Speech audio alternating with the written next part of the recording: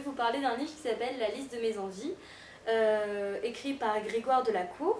Donc en fait c'est le premier livre que je lis sur une liseuse numérique parce que je n'avais jamais pu expérimenter ça auparavant. Et en fait j'ai beaucoup apprécié, je trouve que c'est très pratique parce qu'on peut l'amener partout avec soi, on peut avoir plein de livres dessus et c'est assez simple à manipuler. Donc en fait Grégoire Delacour, donc l'auteur du livre, c'est son deuxième roman.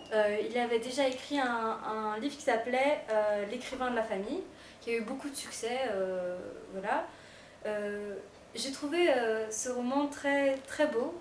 Donc c'est l'histoire d'une femme qui s'appelle Jocelyne, qui vit avec son mari Jocelyn, et qui a une vie tranquille à Arras, qui tient une nurserie, qui va voir son père de temps en temps, qui lui a une maladie qui fait que toutes les 6 minutes, il perd sa mémoire. Donc elle doit recommencer la conversation avec lui.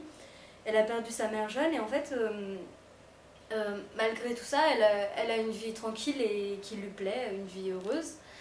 Et en fait, elle va, un jour, elle va jouer au loto, parce que des copines l'ont obligée, et elle va gagner 18 millions.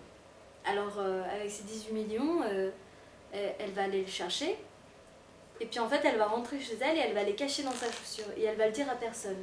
Et elle va commencer, avec cet argent, elle va commencer à écrire une liste de tout ce qu'elle voudrait acheter avec.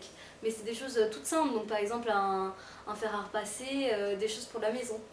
Et donc au fil du livre, on va suivre la décision de Jocelyne qui justement va faire le pour et le contre et va voir ce que cet argent va lui apporter s'il va la rendre heureuse au fond.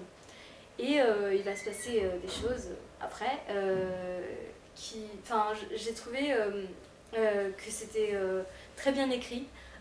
C'est assez poétique, c'est assez beau, ça parle de choses assez profondes parce que elle a une vie où elle n'est pas si riche que ça et pourtant elle est très heureuse.